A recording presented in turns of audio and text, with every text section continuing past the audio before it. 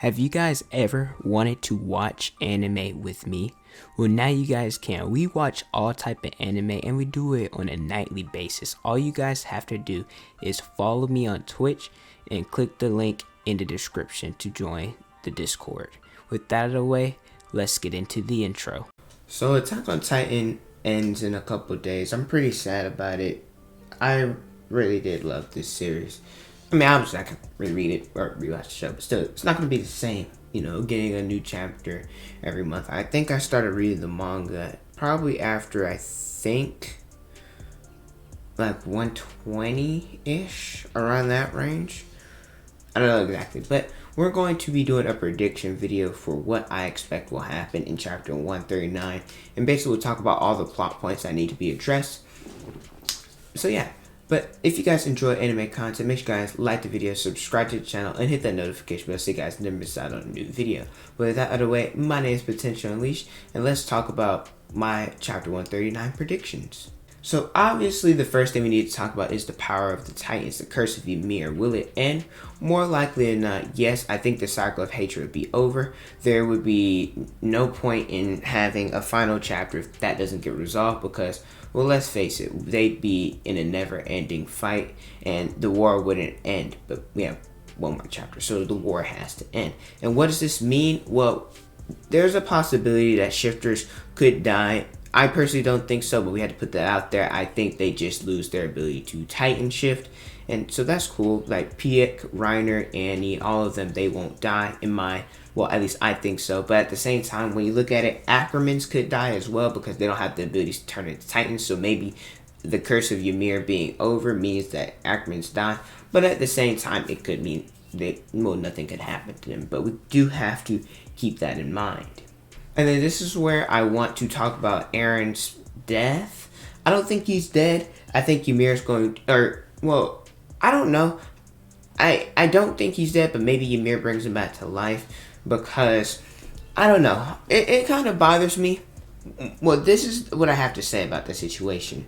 A couple things. One, we have Zeke being brought back to life for no reason. Well, let me not say no reason, but Zeke out of nowhere got brought back to life. And Reiner's escaped death so many times. And I think Aaron's truly only escaped death twice. One more time won't hurt. But I made a TikTok about this, and I suggest you guys follow me. I've gained about 400 followers in the span of 2 weeks. So if you guys want to have extra anime content that doesn't post on YouTube, I highly suggest you guys follow me on TikTok. It's on the screen. I'd really appreciate it. But I talked about is Aaron dead for two things. One, when you look at Zeke's sacrifice, what was the point of Zeke, giving himself up if Aaron was going to die? Anyway, what do I mean by that? If we're being realistic here, killing Aaron made sense. I don't want him to die. He's my second favorite character. But at the same time, if you kill him, you kill the Founding Titan, you stop the rumbling. You kill two birds with one stone. Well, not just the Founding Titan, but the attack and the rumbling. But you guys get what I mean. But in killing Zeke, you just stop the rumbling.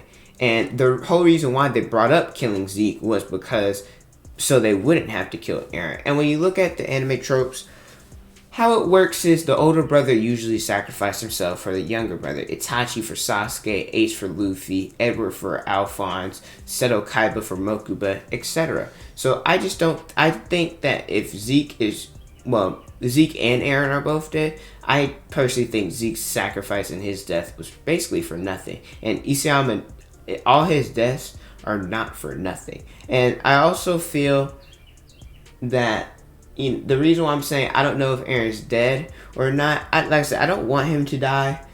It's possible for him to be dead, but does he have to die for the story to make sense? No. But at the same time, similar characters like Light, Lelouch, and Itachi, they're dead fighting for what they believed in. And also, it would be a beautiful way to end his character. Chapter 138 was beautifully cruel. One of the only things in anime to make me shed a couple of tears. I ain't gonna hold you guys. But at the same time, it's been hinted for so long that Aaron must die. He has to die. Look at Mikasa's OVA. It was stated that I believe that something along the lines of Aaron wears the mark of death. No matter what she do, he'd always die. And then towards the Marley arc, people like Reiner, Gabby, all of Marley, Willie Tybur, Levi, Jean, Coney, even Armin, and Aaron himself, they said that he has to die in order for, I guess, the world to be at peace.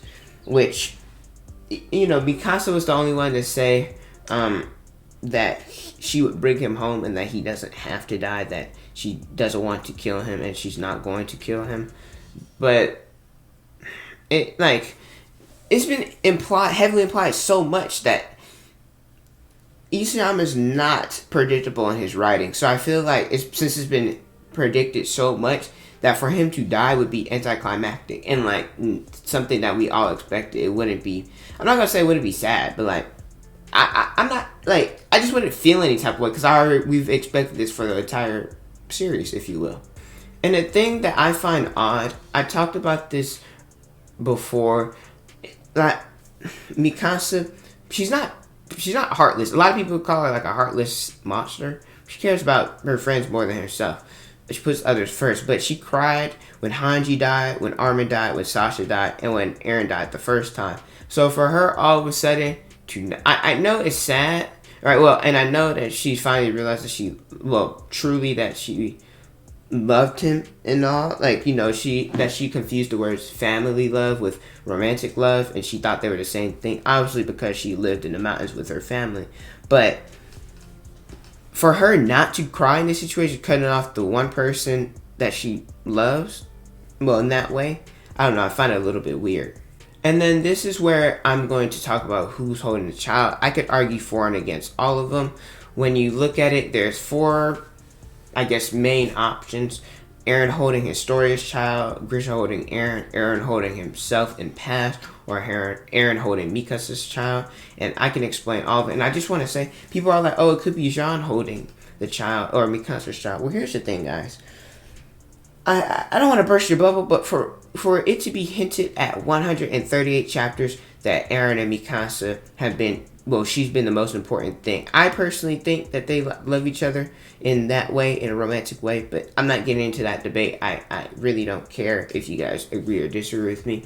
But for it to be 138 chapters where she's loved him, and for the final chapter, Mikasa's like, let me just have a child with Jean. I know Eren told her to move on and be free, but for the one final chapter, for that to happen, that just doesn't make sense to me. Same, and this is why I also don't believe Eren is the father of Historia's child, because Eren, he doesn't want children to be bred like cattle. So, and Historia's child, the reason for her to have a child is so she wouldn't inherit the Beast Titan and a lot of other reasons. So it's not, that child is not there out of love and out of, I guess, what's the word I'm looking for?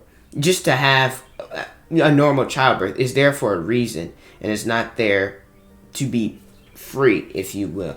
A lot of people have been speculating that her child would be used to restart the rumbling. I don't think so, but at the same time, it's not like she was all like, all right, I just want to have a child to start a family. No, it was for a specific purpose. And this is the same thing with Eren, like I said, for Mikasa, for Eren, for it to be depicted, him and Mikasa's relationship from 138 chapters, I find it hard to believe, Eren was all like, let me just clap Historia's cheeks real quick and give her a child. No, that just doesn't make sense to me. And so, the reason why it could and could not be these people is because, it makes sense, Ymir, Fritz, Historia loved Ymir, she probably named a child after her. Ymir being free, she's stuck in past 2,000 years. Eren, he talks about freedom all the time. He's long hair, etc. I understand that, but at the same time, Eren's consciousness is in Marley, so I find it hard for them to clear up everything and just run all the way over to Paradise, and he's holding a child miraculously.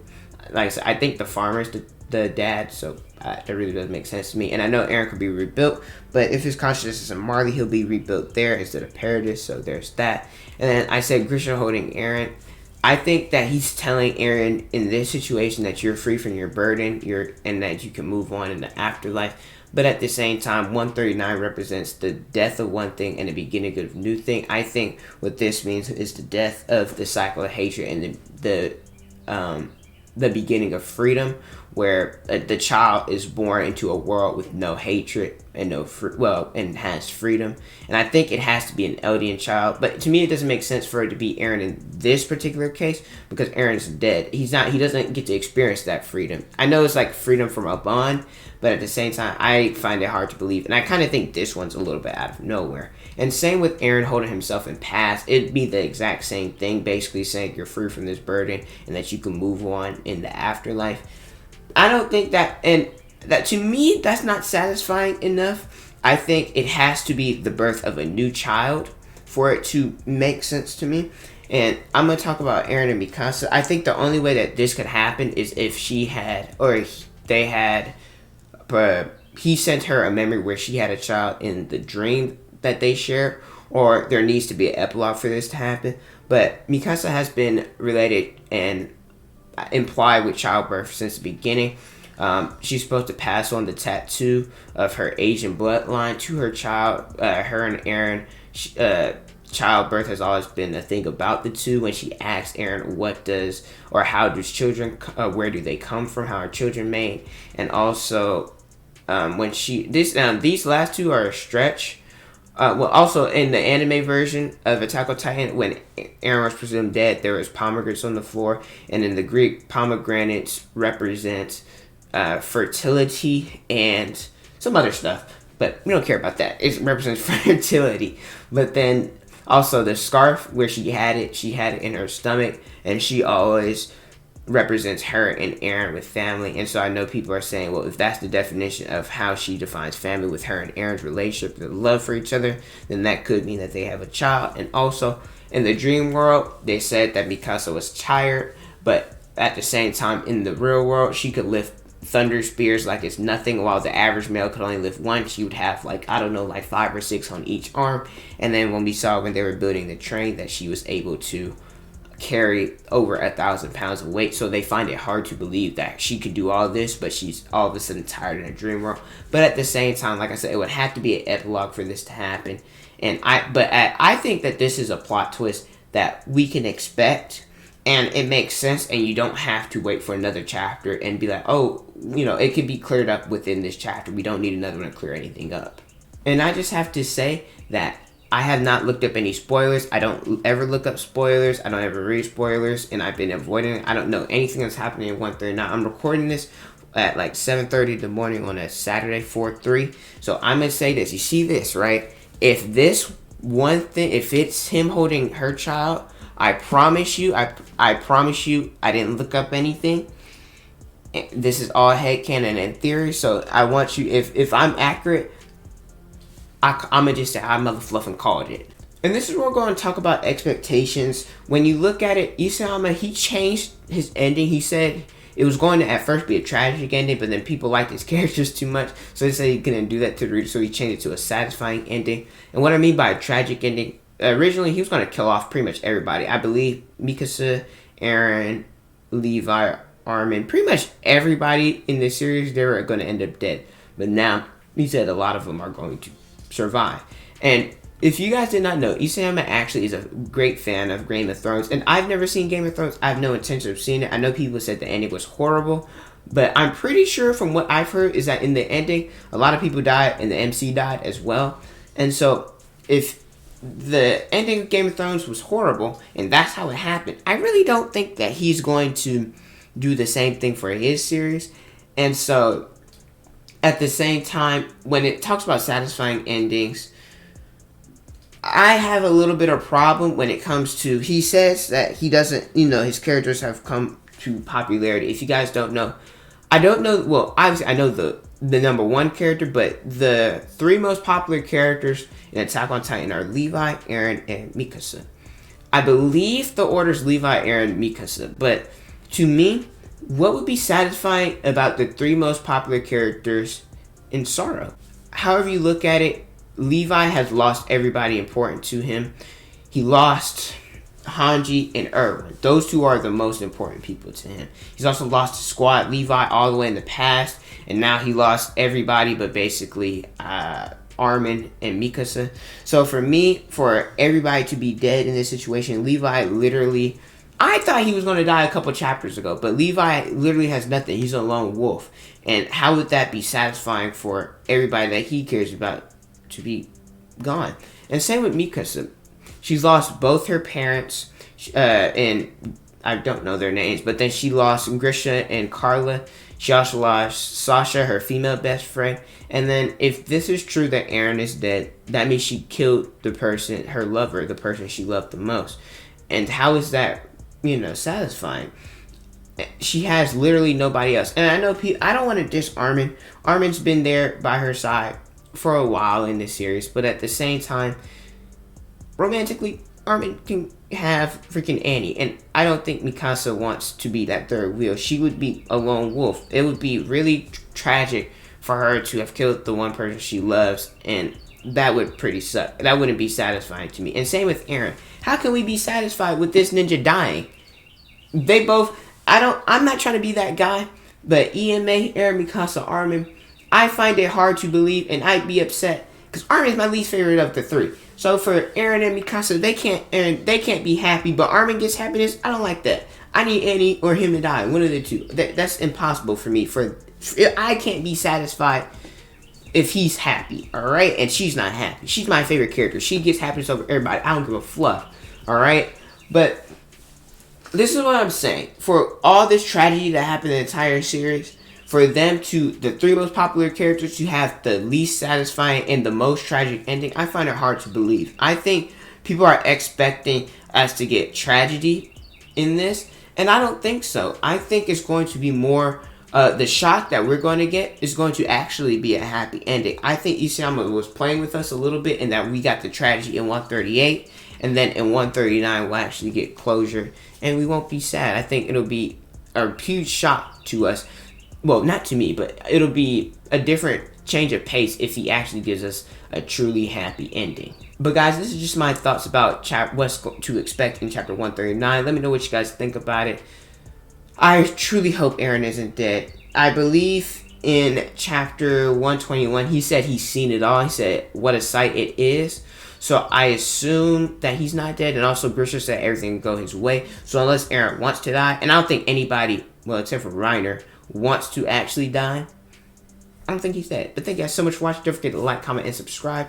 Also hit that notification bell so you guys never miss out on the video. Follow me on Instagram, Twitter, Snapchat. It's on the screen and in the description below. Thank you guys so much for watching.